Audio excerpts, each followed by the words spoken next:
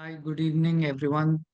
The India Center at UC Davis welcomes everyone who has taken out the time and joined us today for our webinar on the roadmap for ZET adoption in Telangana.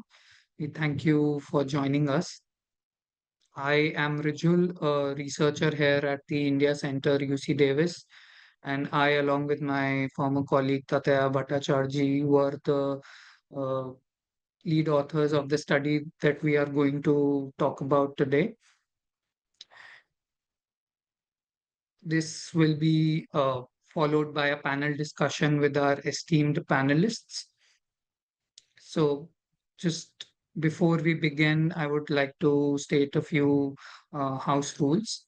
So, the structure of the webinar would be a context setting presentation followed by a panel discussion with a group of esteemed panelists. Uh, the Q&A box is also open, so please feel free to put in your questions and we can take them along as we move through the discussion. We will be sharing the report of the study very soon with everyone. And with that, I would like to hand it over to Ananya, our head of programs at India Center UC Davis, to share her opening remarks. Over to you, Ananya.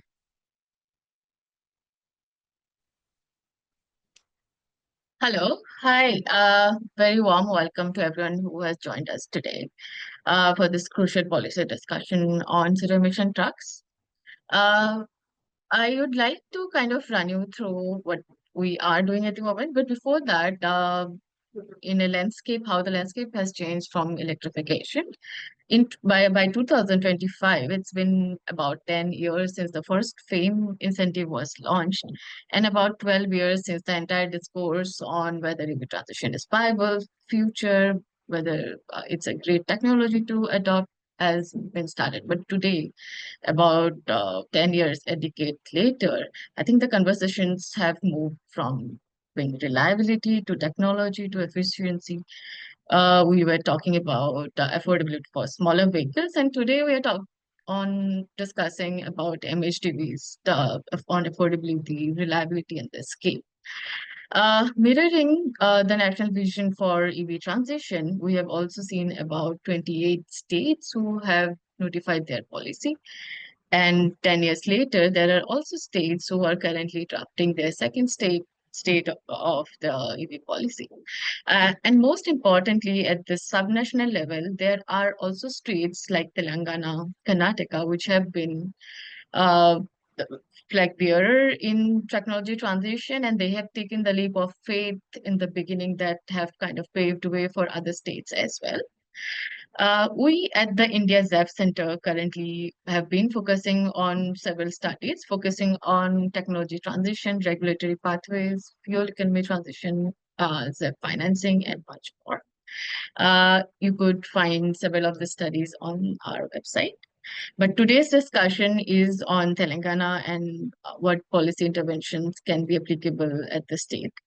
So coming to this study, we are great fortunate to be associated with the government of Telangana, and we are grateful to Mr. Gopalakrishnan and Mr. Jayaranjan for this collaboration and opportunity for us to deep dive into this subnational ecosystem.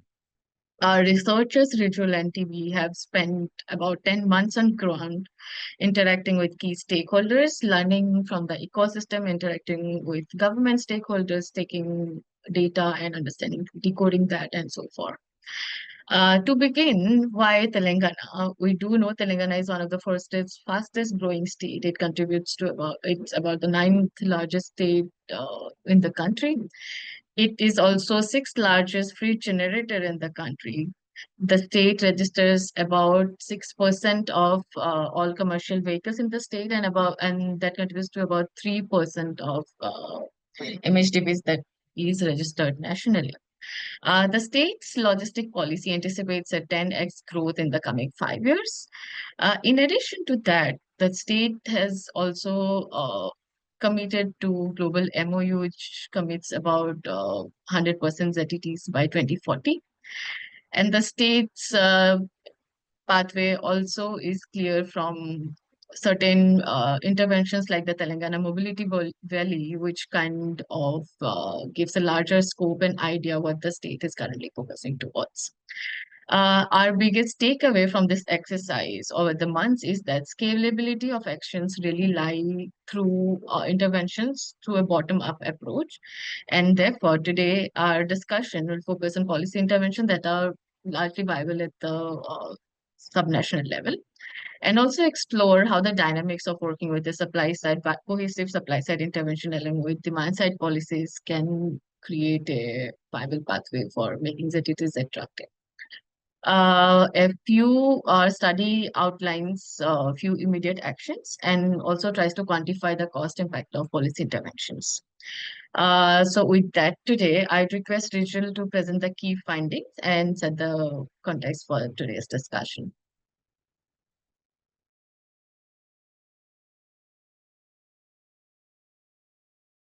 Thank, thank you, Ananya, for that, for your opening remarks and a brief context. Just before I start, I would like to mention that we would be sharing the recording of the webinar on our website in about a week. So, beginning, given the context that Ananya has laid for the state of Telangana, I'll just directly uh, deep dive into how Telangana's trucking market looks. So, it registered about 3% of MHDTs in India in FY24, out of which over 70% were from the N3 segment, and GVW segments such as the 25 to 34 tons and the 12 to 16.2 tons were some of the highest selling GVW segments in the state. The demand for commercial vehicles comes from a strong industrial base in the state, which contributed about 19% to the state's gross value added in FY24. Within industries, pharmaceuticals, heavy machineries, food processing, iron and steel, minerals, cement are some of the major industries which contribute to about three-fourths of the state's industrial output. Based on our work with stakeholders in the states, we were also able to map the operational characteristics of the trucks uh, based on their use case and the distance covered. The major use cases that came out from the discussions were e-commerce for short and mid-haul applications, cement and construction materials for mid and long-haul applications, FMCG for mid and long-haul applications, among others. Given how Ananya has laid out the potential of the state, the road freight demand of the state contributes about 7% to India's demand in FY24, and it is expected to grow at a CAGR of 6% by 2040, which will be corresponded with a similar growth in MSDT sales in the state, growing at a CAGR of 4%. And the state is committed to grow its logistics sector and also transition the road freight to MSDTs and has shown its commitment across various global platforms. So for our modeling, we used a stacked approach of policy interventions to develop the scenarios. So the policy scenario one consists of demand side interventions, including purchase subsidy, road tax, registration fee exemption, and a road toll waiver. Scenario two considers supply side and demand side interventions, and which would also lead to localization of the supply chain and reduction in the cost of e-truck manufacturing. And coming down to policy scenario four, we include demand and supply side interventions, a reduced cost of financing through interest subvention, and some policy levers to disincentivize the operation of older diesel trucks. Without any policy interventions, the TCO of the models taken from the highest selling GVW segments is about 11% higher for 7.5 ton, 48% for 14 ton, and 62% for 28 ton models, e-truck models, than their diesel equivalents.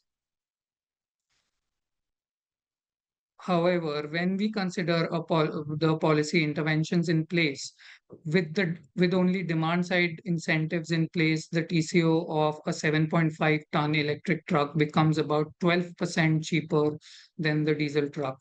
And considering all the policy intervention, it becomes about 28% cheaper uh, than a diesel truck running about 200 kilometers in a day. When we move to the heavy duty segment. So, with the application of demand side incentives, the heavy duty segment trucks are still about 20 to 22% expensive to operate than diesel trucks. However, when we consider all the policy interventions, including such levers to disincentivize older diesel trucks like green tax provisions, then the heavy duty trucks also are able to achieve a TCO parity uh, with diesel trucks when running for about 150 to 300 kilometers in a day. Based on the reduction in the TCO through our policy scenarios, we consider uh, ZEV sales scenario, ZET sales scenario in Telangana with a low growth scenario, which is about 4% ZET sales by 2030, and a high growth scenario, which is 8% ZET sales by 2030, based on our various consultations with the industry and the government. So we'll be considering a 2030 as a baseline to further talk about the impact of ZET sales in the state. Since demand side incentives are usually the first policy interventions implemented in a state to transform the market or to make the market work initially, we estimated the cost of such demand side interventions for 5 years from 2026 to 2030 for electric MSDT sold in the state.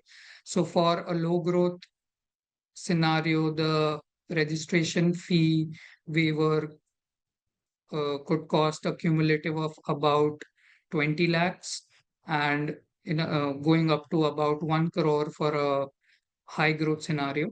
A road tax exemption for 5 years could cost between 7.6 to 15 crores, depending on a low growth or high growth scenario. And a road toll exemption could also go up to uh, about 200 to 400 crores, depending on the ZET sales. So essentially, we could say that for every 1% increase in ZET sales, there is a 25% increase in the cost for road tax and road toll exemption in the state. Coming to the cost for upfront incentives for 5 years. So considering a purchase subsidy of rupees 10,000 per kilowatt hour for N2 trucks and rupees 20,000 per kilowatt hour for N3 trucks, it could cost about 90 to 350 crores for a low growth scenario, depending on how much percentage of the trucks are incentivized through purchase subsidy. And similarly, for the high growth scenario, this cost could double from low growth scenario.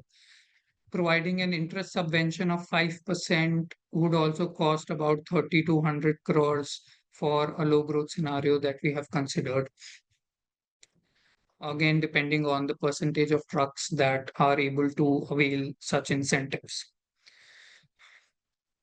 The ZET sales would also have an impact on the consumption of diesel fuel, which is estimated to reduce by up to 2% by 2030 and up to 13% from the business as usual scenario when there are no ZEV sales by 2040.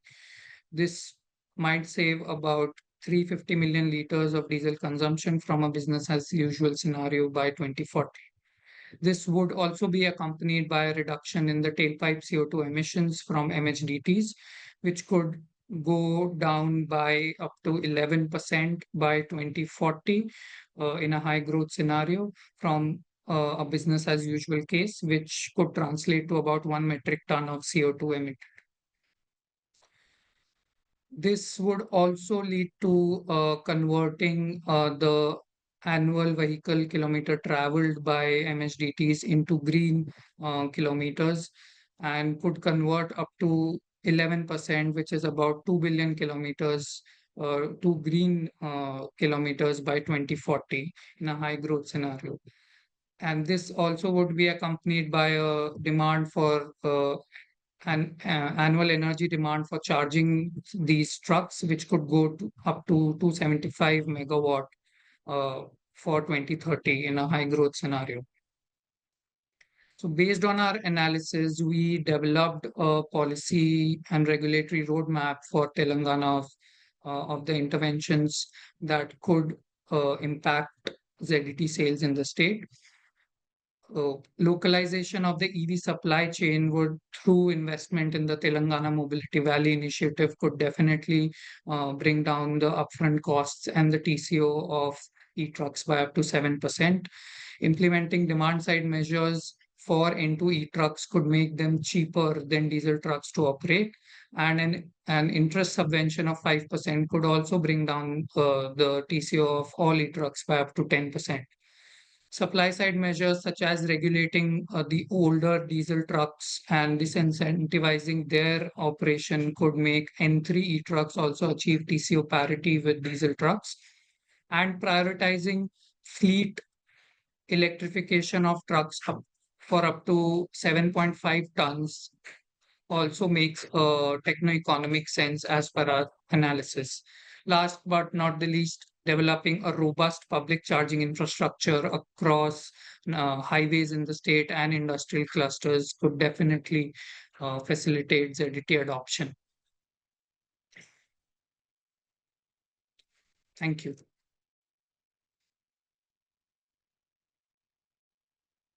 I hand it over to Ananya to take it forward.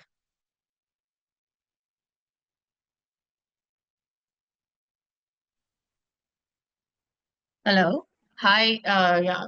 Thank you so much, Rijhul, for this comprehensive presentation.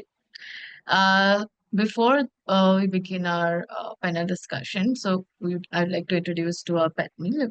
We have Mr. Gopalakrishnan, the director at Automotive and EV under Government of Telangana. We have Mr. Sumit Barat, which is VP at Green Cell Mobility. We have Mr. Yash Pal Sachar, who is VP Ashok Leland, Mr. Karthik Vijayan, which Operations and Sustainability Lead at Amazon, who will be joining me and Rijhul for this engaging discussion today. Thank you for being here today and taking out your time to join us. And thank you, Rijhul, for the comprehensive presentation that you have shared with our fellow participants. To begin the discussion, maybe I would begin with you, Mr. Gopal. But you have been in this space and have been leading electrification in the state since the first policy was launched, as you mentioned. The state has been also as one of the first states who has introduced commitments towards ZET, including a bigger initiative for manufacturing like the TMP initiative. Uh, so before beginning the discussion, I would like to hear from you, and if you could throw some light on the vision the state has, the challenges that the department is currently trying to resolve for the ecosystem to be able to address the vision in scaling manufacturing industry and ZET ecosystem in the state. Over to you. Yeah, thank you, Ananya. Thank you, Rijhul, also for setting the context. UC Davis as a whole for hosting this, and also a very good afternoon to my co-panelists, eminent industrialists, and also to all of the other attendees of today. I can see a lot of engagement in the chat window, which of course we will get to towards the end of the discussion today. So just to introduce myself, I lead the automotive and electric vehicle sector in the Industries and Commerce Department of Government of Telangana. My main focus has been for the last 5 years to bring in more investments into the state, particularly in the manufacturing side for be it ICE or EV. But our state, having been carved out from the erstwhile Andhra Pradesh, we did not have too much of an ICE manufacturing, except for Mahindra and Mahindra, who have their tractor and last mile mobility related vehicles and MRF, I should say. But over the last 3 to 4 years, we have seen that industry has been very aggressive. In fact, the transition towards electric helped our case of bringing in more manufacturing to the state, creating our state as the EV hub for manufacturing in India, etc. And we have won quite a lot of, or we have landed quite a lot of investments recently. And what has helped towards that is, or what has become a catalyst for all of this is the EV policy, which was a very comprehensive one, which was released or notified in September 2020. The policy itself, the overall aim or goal of the policy was to create about 1.2 lakh jobs for the state and also bring in investments to the tune of about 30,000 crores.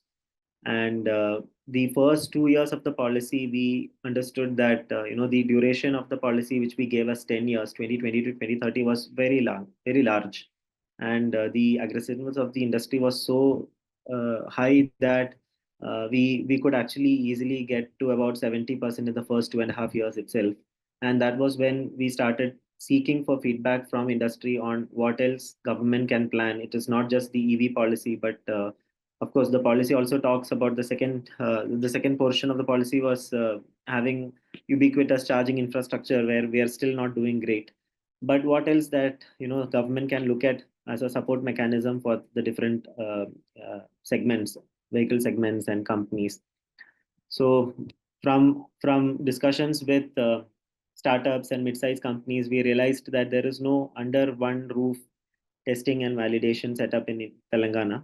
And for everything, they would need to go to Manesar or to ARAI in Pune, etc. There is something GARC in Chennai or some such institution to get themselves tested and validated, and that is a time-taking process. And for startups, every second matters. And so we that is when we kind of created this identity called Telangana Mobility Valley. And under Telangana Mobility Valley, we have 4 pillars. One is, of course, manufacturing itself. So when we created Telangana Mobility Valley, we again wanted additional investments of 50,000 crores, creating jobs for 4 lakh people. So that was even more aggressive from our side. So whatever is happening today is going into that kitty of Telangana Mobility Valley. And we have, oh my God.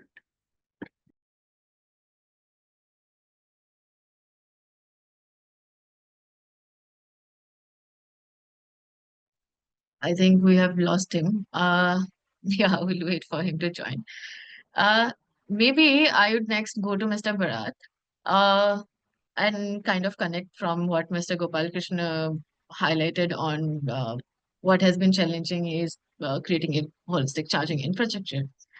So from that, like you have buses are currently operating in about 15 states, which is a very large scale. MHDB buses also share ecosystem with yeah, I think we have him back. No, apologies. My It's a yeah, no worries, continue. laptop hung up, but I've now come online on my mobile. Sorry for that. So I was No just worries. talking about the first pillar, which is the manufacturing one. And under manufacturing, we have about 4 or 5 different uh, areas or locations.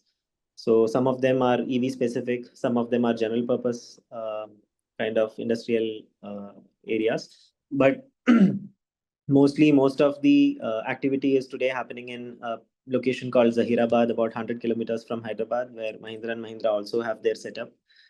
And in another place called Divitipalli, where we have all of the activity related to energy park and circular economy going on there.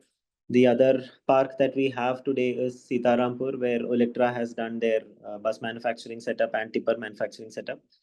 And there are a couple of additional EV related manufacturers in that industrial area.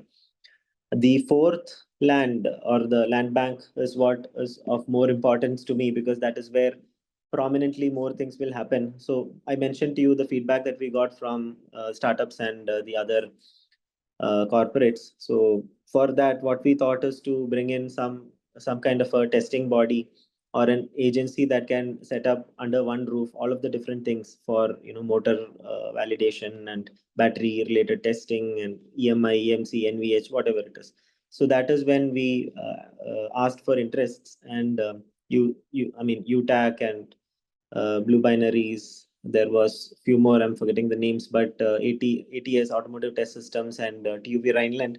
Finally, we looked at each of their proposals, and TUV Rhineland and um, Automotive Test Systems together are today doing 250 crores of investment into about 145 acres of land to set up 16 labs, testing labs, and 6 proving grounds. So that is going to be the center of attention of the activities going forward in terms of manufacturing, because many of the two-wheeler, three-wheeler, and smaller size manufacturers are now very keen to set up very close to their premises. So all of that is happening in a place called Yankatala, and that is where the TMV facility will also be available. So what else in TMV? The second pillar is skilling. So for skilling, we have been working quite aggressively for the last 2.5 years with different industry and academia.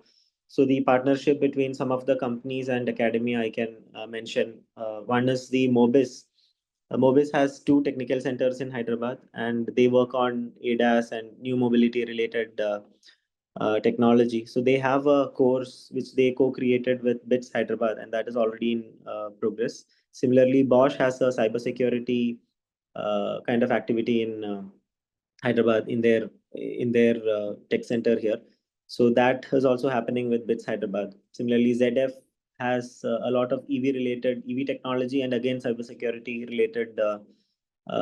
They call it Nexus, new Nexus or something, Nexus Mobility or something. The overall course structure, and that is being done with VNR Vijay IIT in Hyderabad. That is another college here. Similarly, Triple IT Hyderabad works with Stellantis on IoT related stuff, and we have BlackBerry. They have their center of excellence in Hyderabad. They work together with Pi Square on QNX everywhere. QNX is another operating system which most of the most of the passenger car manufacturers use for their heads-up display and the other normal display, etc. Similarly, there are a few more. Micron works. So Micron also has an automotive division. Qualcomm has an automotive division. So all of them, each of them, we have connected with one or the other uh, academia. So that is going on. That is the engineering level academia related skilling that I'm talking about. But if you look at manufacturing, for manufacturing you need a lot of skilled workers, and where are these workers available, and how do you give skill them in the right trades, etc. So for that we have companies like Mahindra and Mahindra. We have 5 factories of Rane. So Rane and Greaves Electric has one of its factory here. It's called MLR Auto. So them and few other companies like MRF. So they have also tied up with some of the other ITIs in the state. There are about 203 ITIs in the state. So the ones that are closer to them, 3 or 4 of them, they kind of tie up with the principal of the ITI and create a course. And whoever comes out with the certification, they are immediately absorbed into the factory. And normally 10 to 12% attrition is very normal in a factory, so that gets solved because of this. And we are also planning a lot more trades every year with new ITIs, and also with the support of industry. If they are not in Hyderabad, also we welcome them. So a lot of new activity also in that, so that the skill level at the engineering and at the worker level is always full, and talent is available for a new company to come and set up, etc. The other portion again that we are concentrating on apart from manufacturing is ER&D. So like I mentioned some of the names, we have Ficosa, a Spanish company here. We have another German company, I'm forgetting the name, it's also automotive apart from ZF. So they are also ZF and Bosch, but there is one more. But all of this, they require ER&D talent. So we are now working on creating that ER&D talent pool for these companies. We have created a forum in Hyderabad which is looking into all of this activity on a quarterly basis, etc. Now, the third pillar of TMV itself is this testing and validation, where I already spoke to you about the labs and the proving grounds that are going to be set up in the next about 36 months, and which is going to be the core of all of the activities here going forward. And finally, the fourth pillar is innovation itself. So we have government institutions like T-Hub, which is an incubator, a startup incubator, a very big one. They work with about 1,200 startups every day, and close to 4,000 or 5,000 startups have already, done their partnership with T-Hub and come out successfully, etc. And similarly, T-Works is a prototyping center, and a lot of different ideas get materialized there. And with the final designs and prototype, people come out from T-Works. So these two entities are going to have some kind of a sister entities in TMV, and that I think should solve the whole thing from design, iterations, prototyping, again iterations, coming to the final drawings, and validating them within TMV itself, and finally setting up manufacturing in Telangana. So that way we are trying to bring in the whole gamut of it in the same place. Yeah. I think thank you for that, for this detailed description. I think the scope of things under TMB is really commendable.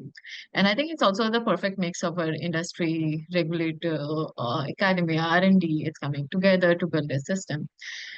Yeah. So let's move on to the next. Yeah, my question was to Mr. Barat. Uh, you already have experience of moving buses across 15 states, and interestingly, Green Cell also focuses on charging infrastructure. We'd like to help. We'd like you to help us understand to accelerate the MHDV market or the truck market in India. What would be the key areas that a state could focus on and create a codependent MHDV ecosystem, which is beneficial to trigger truck market in India, and particularly at the state level? Great. I think it's a great question. Anyway, thank you and also inviting us to speak. I will tell you very simple things as a practitioner of running electric vehicles across the country is that the country has enough policies. The right amount of policies are already published across all state. Every state has got an electric vehicle policy or a clean mobility policy, could be a manufacturing policy, could be a storage policy, whatever the policies are there. At the central level also, a lot of policies are there. There's no dearth of policies, which means there's a fair understanding of the road ahead that what the government wants to do. Now, and this is the first premise of my talk. The second is, anytime you take an electric vehicle, they boil down to two issues. One is fungibility, and the other one is range anxiety. Whatever you do is between these two. Either the vehicle uptake is not high because the vehicle is not fungible. If it is wide, it's not fungible because either the battery range or there are no charging infrastructure on that route. Third anecdote that I want to put in here is, you see vehicle manufacturers, they manufacture vehicle, they don't build petrol pumps. For example, Tata would make vehicles, they don't build petrol pump. Not do a vehicle manufacturer like Maruti says that you can only put in Indian oil petrol in my vehicles. They don't do this kind of restrictions, right? Now, the biggest challenge here is range anxiety and fungibility. The country has enough CPU. A lot of capital has got deployed in the CPU business. So there are multiple CPUs in the country. Wherever you go, you can get your electric vehicle charged. It could be a 2, 3, 4-wheelers. Now, what two things are kind of needed, which we feel as a large fleet operator? One is those revenue profile of those CPOs has to evolve.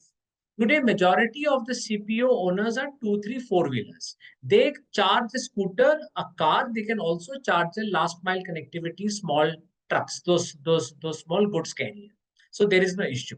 And you also see a lot of these CPOs complaining that their utilization is very less, between 2, 3, 4, 5%. Now, whatever is the economics, at 2, 3, 4, 5% utilization, a business cannot be profitable or cannot be sustainable. If the business is not sustainable, in the long run, it will create a lot of hazard to bring in more capital and grow the business. So their revenue profile has to evolve. 2, 3, 4-wheelers, 6-wheelers buses, 8-wheelers trucks. I'm just using the anecdote. Now, 2, 3, 4-wheelers need a 60 kilowatt charger at the most. But if you want to bring in a bus or a truck, that power has to go to a 120, 180 or a 240 kilowatt chargers. Now people are talking about 360 megawatt chargers. Let's not be too romantic on whatever we are planning. You need a 180 or a 240 kilowatt chargers so that your bus or truck can come in, it can get charged and pretty quickly, and then it can move on to the asset is getting utilized. The biggest challenge the CPOs face is when you upgrade a 60 kilowatt charger to a 180 to 40 kilowatt charger, power enhancement is an issue. There is unwillingness or there's very less keenness amongst the discoms to come and enhance the power. So if that is, and I'm sure there are a lot of attendees, there are very familiar names, they're from the CPO business and they would vouch for it, that it is very restrictive. And when you bring in that power line from the GSS, the grid service stations to that location where it is, that is immense amount of investment. That's a sunk cost. That is the biggest challenge. Whatever CPOs are currently built in the country, if those are enhanced to serve 180 to 40 kilowatt chargers, 90% of your issues will be sorted out. That is, and truck is even easy because trucks primarily run on a closed geography, which means, and 50% of the vehicle price is the battery price. You can choose the route, you can choose your electric vehicle companies are basically supply chain companies and operation research companies. So you know your route, the truck knows its route.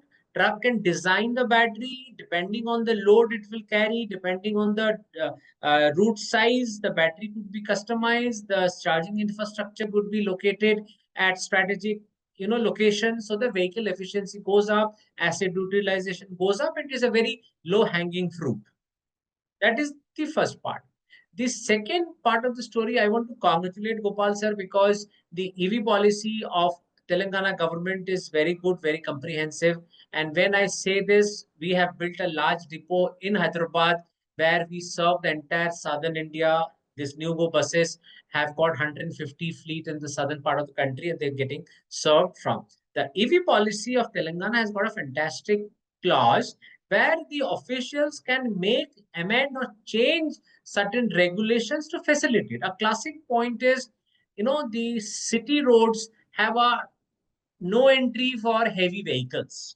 But when we approached the government, they made amendments or they made it possible to get a waiver for electric vehicles from that no entry, which means the government has published the right policies, they have the right mindset, they have the right painkillers with them.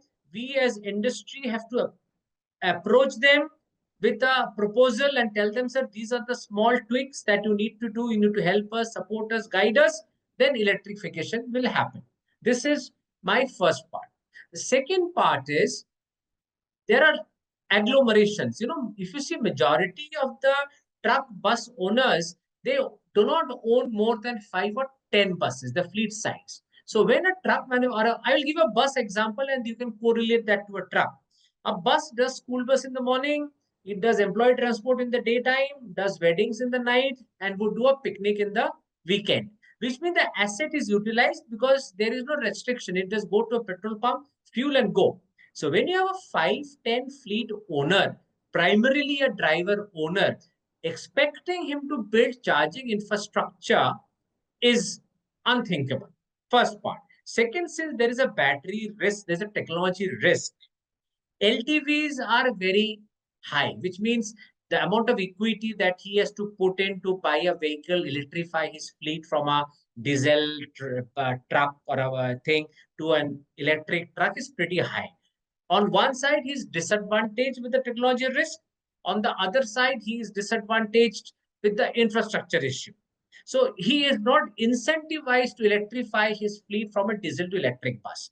You still see reports that there are large fleet operators who are buying new diesel buses. They're buying new CNG buses, which is wrong. Why? In spite of the government providing so much of incentives, so much of everything, why is still the fleet renewal happening on the IC engine side? So, and these are my two basic points which I wanted to make, and these are the low hanging fruits. And if there are any fleet operators, I'm sure they will identify with this. We have Amazon here, and they would also, I think, agree with that. Low hanging fruits are charging infrastructure and access to sustainable financing, efficient financing for fleet operators. Thank you so much. Thank you so much. No, I think that's very right point. And what I take away from this is scaling charging infrastructure and finding the right suitable to address the charging need for this fragmented ownership is one key. And also one good point that you highlighted was the Telangana's EV policy, how it allows or empowers the state government to make amendments. I think that would be very helpful for the ecosystem to change. Next, I would move to Mr. Yash Pal and understand from you. So Ashok Leyland, as we know, is the third largest manufacturer of commercial vehicles and is also an early mover in the EV MHDV segment, with already a few models on ground and few models in the pipeline. So in that sense, I would say you have tested the waters first, and from your market experience, I would like to understand where do you see the scalability of adoption lie, and within the MHDV segment itself, which GVW categories do you think are witnessing a faster transition or is going to witness a faster transition in this short term and long term timeline? And if there are opportunities to address this high cost, yeah, over to you. Thank you so much. I would say Telangana and UC Davis both are kind of leaders on their own way. Telangana brought its EV policy as a kind of first one, and now uh, even trucking they are taking the leadership role. So if I talk about N2 N3 category, the situation was even though the journey of electrification in India is something like 5 years old, 15 years old, but N2 N3 category were kind of left out. N1 was incentivized, and we can see now the penetration is close to 0.8% or something has begun. For N2, N3 category, it is now the start with the first 500 crore of with first 500 crore of incentive being kind of budgeted from government of India. This is the beginning, and it is more so relevant because if you see from per kilowatt hour of utilization, if I say because we have two goals, one is a near term and one is long term. If you're talking about 2070 and zero emission, then per kilowatt hour of incentive is if it is given by state or center, it is most effective. It is if it is trucks in kind of longer perspective because the running of utilization of the battery is maximum. So here we need to one is the kind of support coming from center, and I really appreciate states like Telangana to begin with. They are kind of leading in this. Any incentive support to increase penetration of ZET will help. It will help in big way because while we simulated for something like 4-5% of penetration pan India, the kind of incentives they were coming, they were kind of in 4 digits and 4-5 digits something. It was huge. Uh, 15,000 crore kind of incentives. So how it will come from? So each contribution from each state will also matter here. Now, as far as preparation from industry is concerned, whether it is Ashok Leyland or other, we have displayed in our Bharat Mobility. We are ready in terms of products are there almost at each price points. If I say in N1 now we are there at 1.4, 1.7, 2.1, and it goes on till 55 ton. Not only on tonnage, now application based products are also being developed, showcased. For example, Ashok Leyland itself we showcased in even for say seaport applications. So that kind of efforts are there from industry, and we are getting good support from the kind of uh, demand side, the discussion with the, because for example, if I say Ashok Leyland has a target to be net zero by 2048, so there are industries, there are people who are also having a similar kind or even better targets for net zero, and they are promoting, experimenting with this new technology. Here, if you say which kind of uh, products will kind of get first advantage for city application, we are seeing that N1 category. If I say switch mobility is today selling at the rate say 150 numbers per month in terms of uh, 1.4 to 2.1 ton category. So going forward, India has seen the transition in last 5 6 years that bigger tonnage vehicles are kind of gaining more traction because of better infrastructure, roads. So, but yes, it's a kind of beginning still. We have to see. But I feel with kind of products available, and more so, they will be further getting enhanced with the uh, government incentives or with kind of efforts from all of us. And I believe support from different segments, whether it is cement or whatever today, they are really appreciable for expansion of electric trucks. Over to you, Ananya. Thank you so much. Thank you. Thank you. I think, it gives a good segue to bring in Mr. Karthik. And like if we talk about generally about Hyderabad is currently the hub to e-commerce giants like Amazon, IKEA, and much more. And I think it's also the largest hub for Amazon, which itself is the giant in e-commerce. And recently, we also have understood that Amazon's 10,000 EV delivery target has kind of achieved. So I would like Mr. Karthik to throw some light on a few things. One, definitely in long term, how do you anticipate transition in this segment? Also, with the vehicles that e-commerce is dependent on, how is the ownership structure? How much do you perceive dependence on small fleet players to be able to support the business? And from your perspective, how do you think are the challenges placed on for vehicles which are owned internally by Amazon and also versus the lease fleet that Amazon needs to kind of cater to its demands? Over to you, Mr. Nath. Thank you, Anya. Thank you to the UC Davis team, Rijhul and team for the opportunity.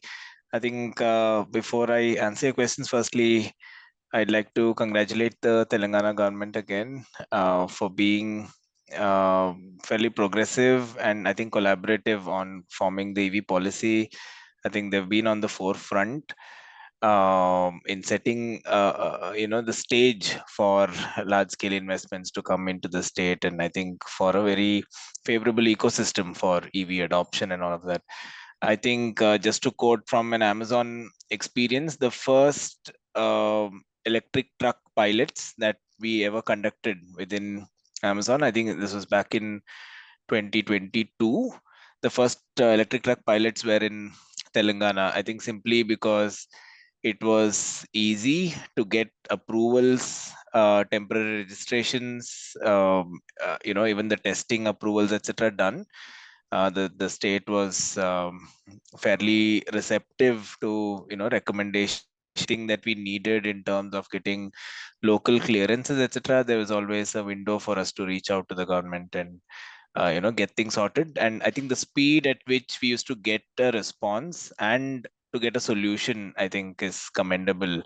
I think all of this work, done back then, I think is seeing or bearing the fruits now, through 2-3 years later. So I think thanks to the government here. Now coming to your questions, I think on the first one on completing 10,000 EVs, yeah, I think we had this public commitment of scaling 10,000 EVs in our fleet by 2025 this year.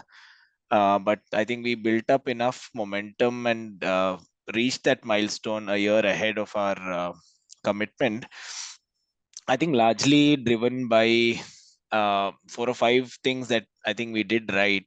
One is early adoption, learning, testing, failing fast, right? I think just after the pandemic, 2021 was when we put our foot down on the pedal on scaling EVs. And I think one thing that we did back then was OEM. We interacted very deeply with OEMs, I think, including Ashok Leyland here. I'll come back to how deep the engagement on trucks is with Ashok Leyland, but this one was more to do with two-wheelers and more to do with three-wheelers and small commercial vehicles back then. But the idea was to get the vehicle right in the first place. I think the vehicle that we could scale in large numbers, in a few thousands, was not available in the market back then. So we used to work with the OEMs to be able to replace the diesel equivalents that we have, right? Because if we wait for the right product to come, I think it could take forever. And OEMs are more than willing to, put in money on research and development if they know that there is a demand. So I think that is where we went out and sort of created a demand signal on what type of vehicles will work for us. And we did bunch of testing for them. We even opened our gates for them to come and experience our vehicles, how they're used, the duty cycles and everything, right? So a lot of data sharing was there open, which accelerated to a point where we got a viable vehicle technically, right? Technologically, rather. Then it comes to commercial viabilities, which is where I think we lean on a few policy interventions which could bring the price down. That was definitely a key lever.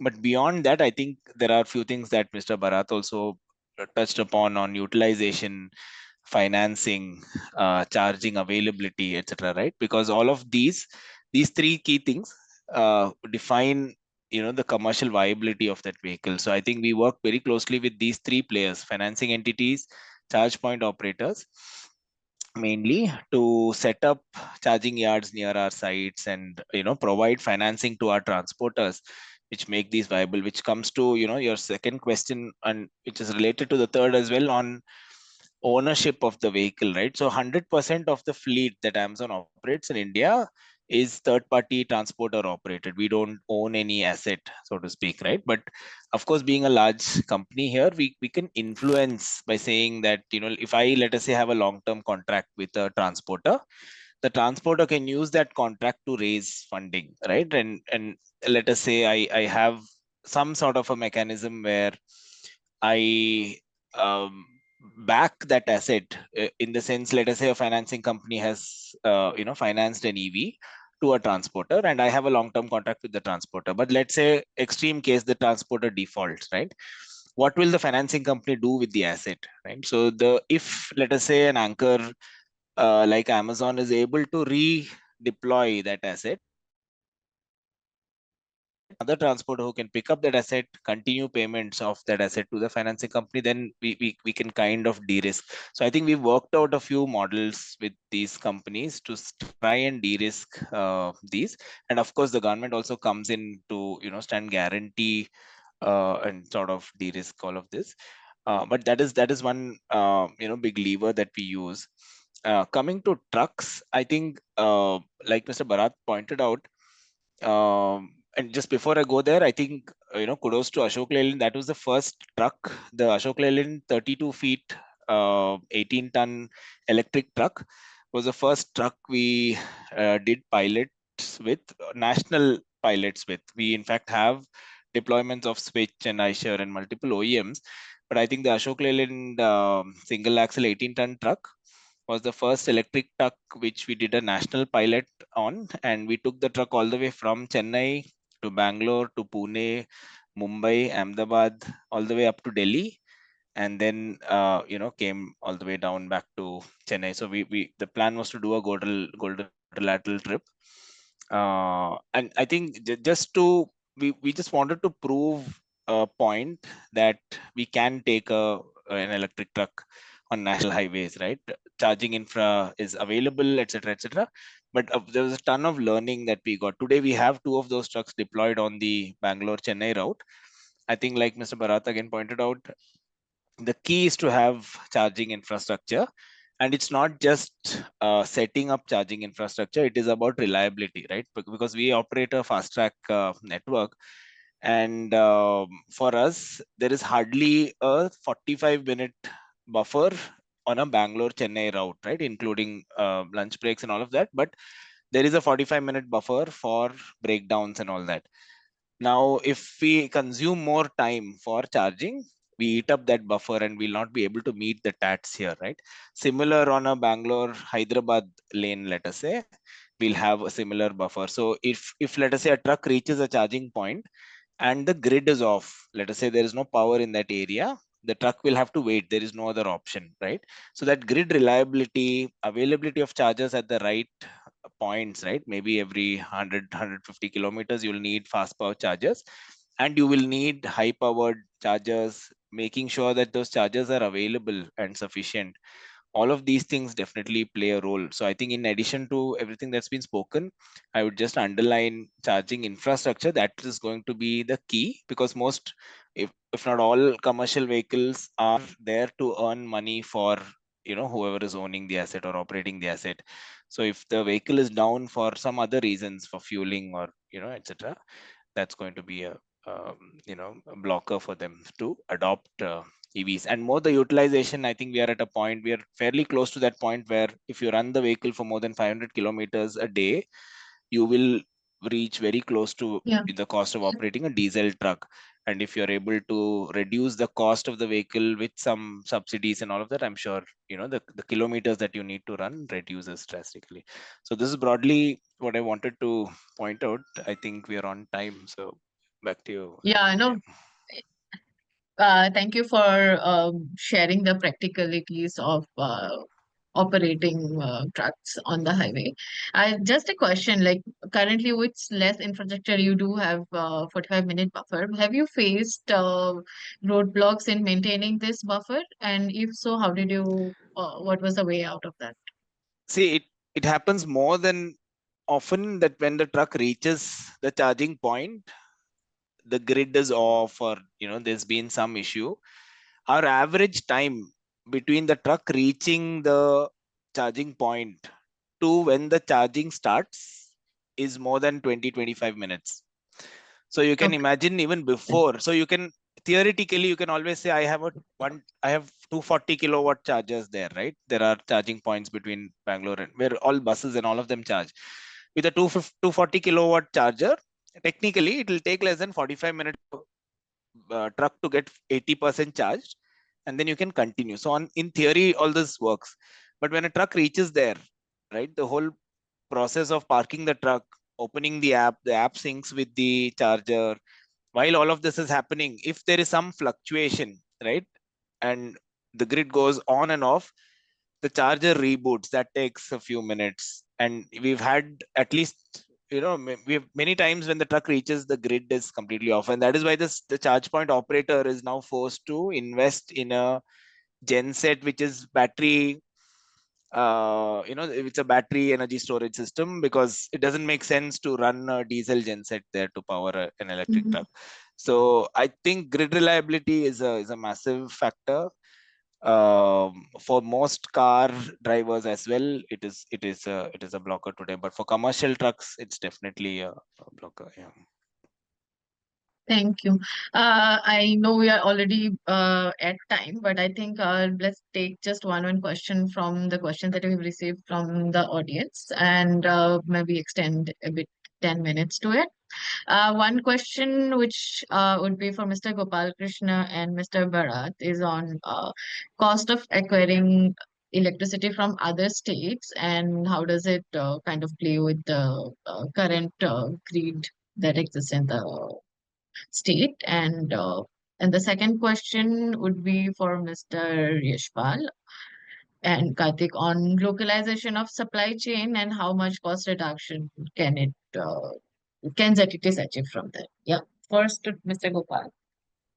Yeah, thank you. So wonderful insights from all my co-panelists. Lovely to hear these. Just to answer the question on electricity, right? I mean, the energy mix of Telangana, the energy mix of India has been a talk of the town for at least the days that EVs have started.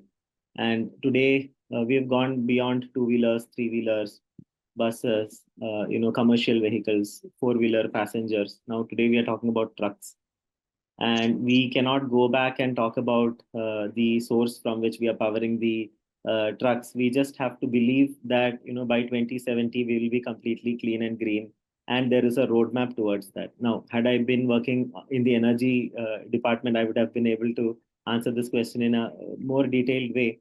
But see, we cannot boil the ocean. We cannot look at all of the issues that we have around, but we concentrate on something that we are working on, and believe that the other team is also doing their job, and we will at some point in time converge and reach that point where we will have electric trucks deployed sufficiently, and with full truckload it will be running Yeah. at the system with good charging points, and at the same time have that clean energy to power them. So that is what I would like to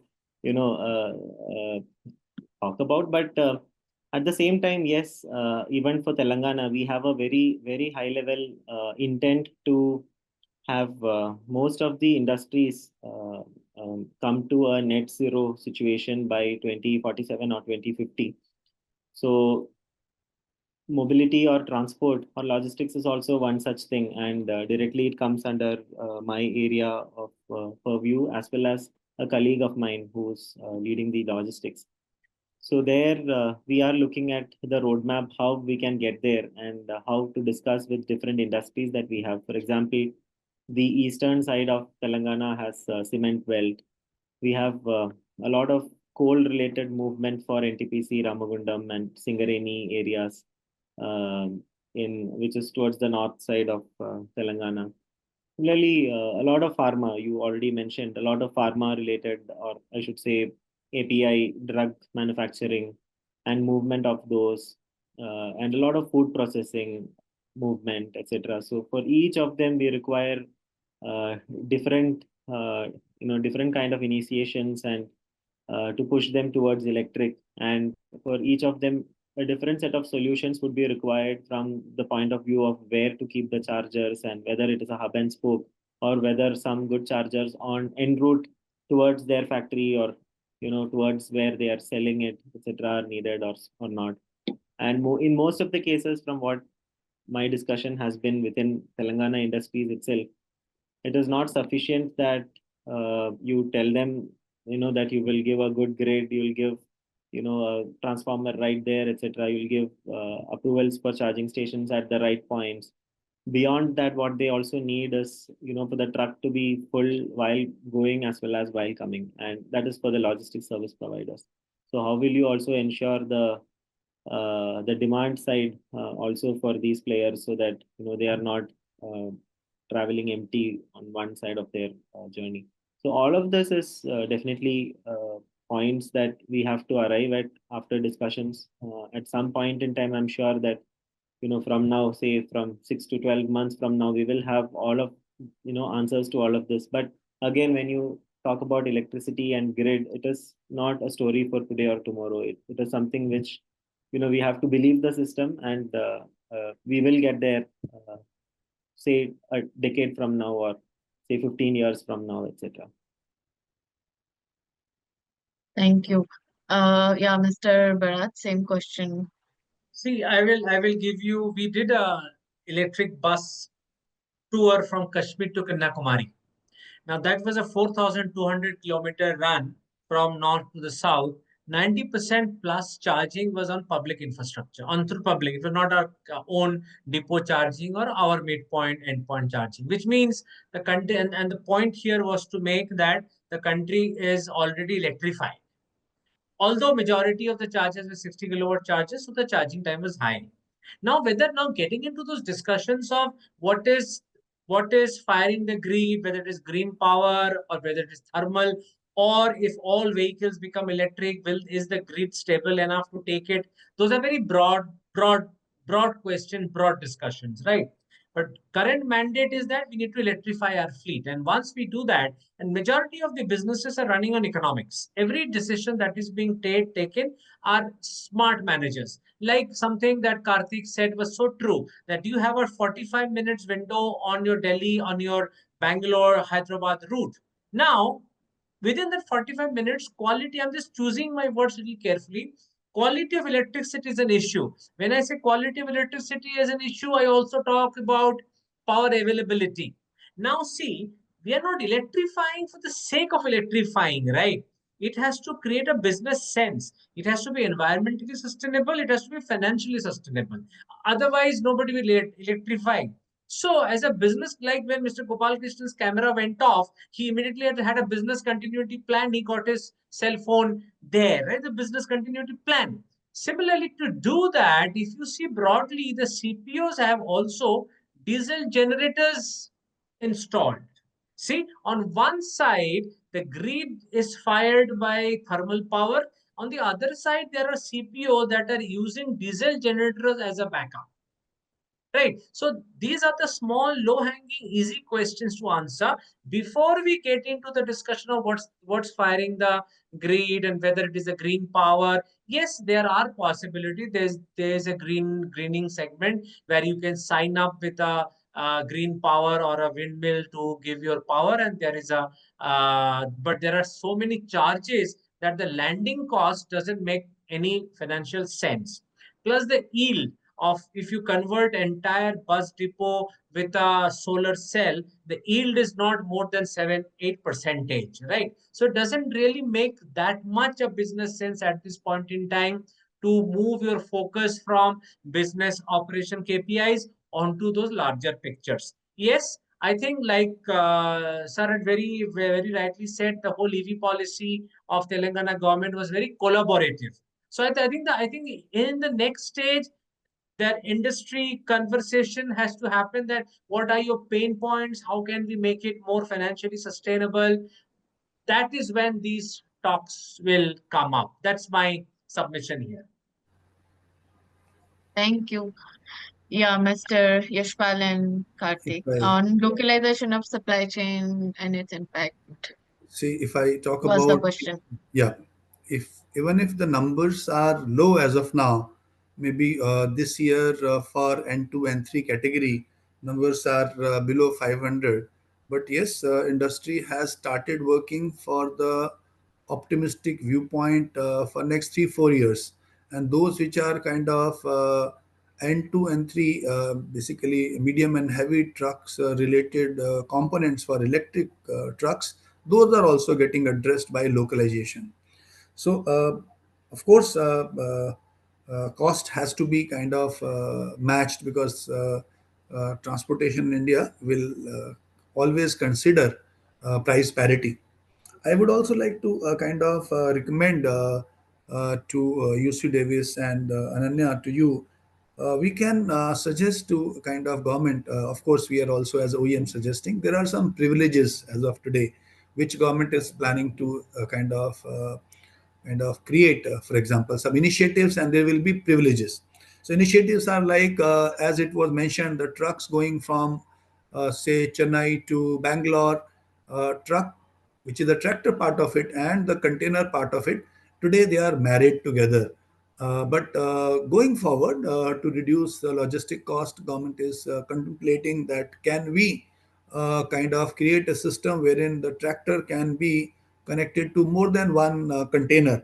So it goes there, kind of drop that container, picks up another container, and there are apps. We as Ashok Leyland also has a kind of organization working out here. So these kind of trials, privileges can be extended first to, say, electric trucks. Similarly, road train trials are also going on as of now, which are kind of more than one container, and it also will help in reducing transportation costs. So such privileges can be extended for promotion of electric trucks going forward. Idea is scale definitely will reduce the cost, and again it will uh, create a propensity for penetration. So this is beginning. I believe still the first 500 crore incentive policy yet to be rolled out, but yes, industry is ready. So localization will further help in reducing the cost. Thank you. Thank you. Karthik? I'm aware we are above time. I have nothing more to add. Yeah. Ananya. Thank you. All right. Thank you so much. There were also questions addressed to Rijhul on factors of the study and what has been considered. I would request everyone to wait for the report that's going to be published, and all the details are mentioned there. We would be happy to share that with you. And thank you so much for participating in the discussion. And thank you to our panelists for this engaging discussion. And I hope you have a good evening, and feel free to write to us for the study, and we'll be happy to answer your questions. Thank you. Thank you. Thank you. Thank you. Thank you, Thank you. everyone. Thank you.